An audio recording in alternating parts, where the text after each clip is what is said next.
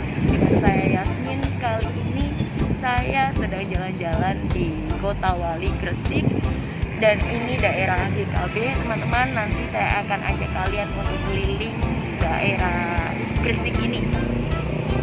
Mohon maaf dengan suara yang seperti ini karena musim hujan dan cuaca yang kurang mendukung, jadi tolong jaga kesehatan kalian juga biar gak seperti saya.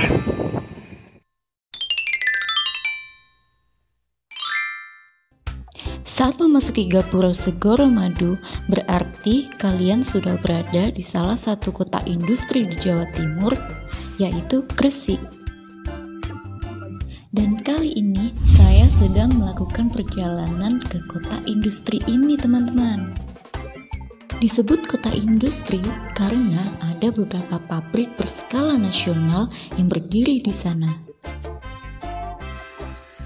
Saat akan melintas menuju kotanya, saya melewati Stadion Gelora Joko Samudro yang terletak di 0 km dari jalan utama. Lalu, sejenak saya sempatkan mampir di sana. Kali ini saya sedang berada di Stadion Gelora Joko Samudro Gresik.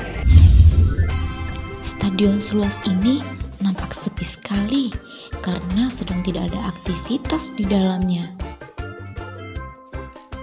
Mungkin kalau ada aktivitas dalam stadion, lahan luas ini akan penuh sesak dengan parkir motor dan mobil, teman-teman.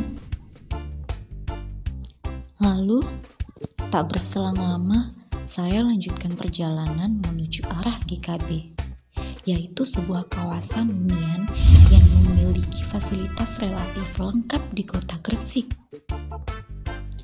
Mulai dari sarana pendidikan, sarana belanja, sarana kesehatan, sarana ibadah, hingga sarana bermain berupa taman di bundaran GKB. Saat hari libur tiba, taman-taman ini akan penuh dengan anak-anak kecil yang bermain didampingi oleh orang tua mereka. Beranjak dari GKB, saya kembali menyusuri jalanan KIG yang terhubung dengan kawasan Petrokimia Gresik. Ini merupakan daerah kawasan Petrokimia Gresik. Disebut kawasan Petrokimia Gresik atau lebih dikenal dengan kawasan Petro karena di sini telah berdiri perusahaan ternama di Indonesia, yaitu PT Petrokimia Gresik yang merupakan produsen pupuk di Indonesia sejak tahun 1962 sampai sekarang ini. Sejenak saya sempatkan mengitari alun-alun kota industri ini.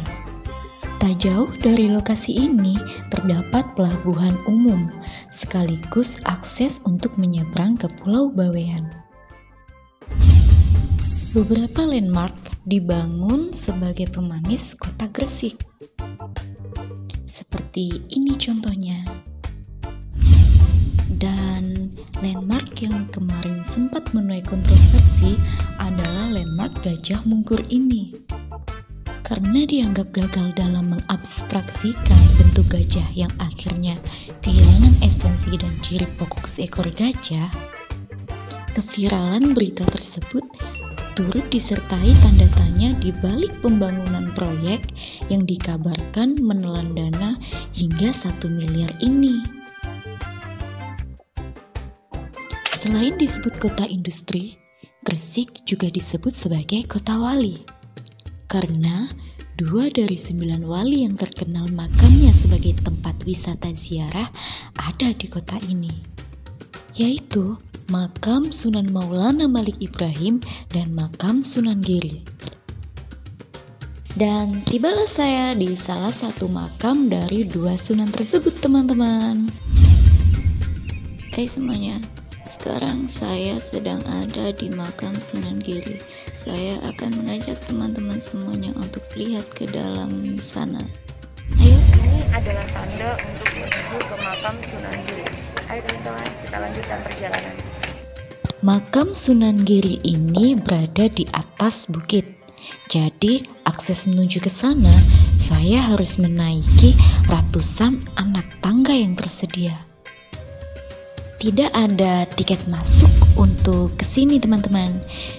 Jadi hanya dikenakan biaya parkir kendaraan saja. Sunan Giri merupakan anak dari Syekh Maulana Ishaq dan Dewi Sekardadu, seorang putri dari Kerajaan Belambangan. Secara keseluruhan, lingkungan makam ini nampak sakral karena tidak pernah sepi dari para peziarah baik dalam maupun luar kota. Ini adalah candi pintu masuk ke makam Sunan Giri. Di belakang ini adalah pintu masuk makam Sunan Giri. Sayangnya saya tidak bisa ajak teman-teman masuk karena di dalam ada larangan untuk ambil gambar. Jadi dikhususkan untuk para peziarah masuk ke sana. Mohon maaf jika teman-teman penasaran, silakan berkunjung langsung ke sini. Di sekitar makam banyak berjejer para pedagang kaki lima yang berjualan. Karena lapar, saya pun singgah sebentar di sana. Selang beberapa waktu, akhirnya saya putuskan untuk pulang. Dan ternyata masih saja ada para peziarah yang berdatangan padahal hari mulai petang. Jadi kawan-kawan, sekelumit perjalanan saya hari ini di Kota Wali Gresik ini, nantikan perjalanan saya selanjutnya. Jika video-video saya bermanfaat bagi kalian, silakan dukung terus channel ini dengan like, subscribe, dan tekan lonceng agar kalian bisa mendapatkan pemberitahuan terbaru dari video-video saya. Sampai jumpa. Oh iya, dan saat kalian akan menuju area parkir, kalian akan diarahkan untuk melalui pasar yang sudah menyediakan oleh-oleh bagi para peziarah yang mungkin ingin membawakan buah tangan bagi keluarganya.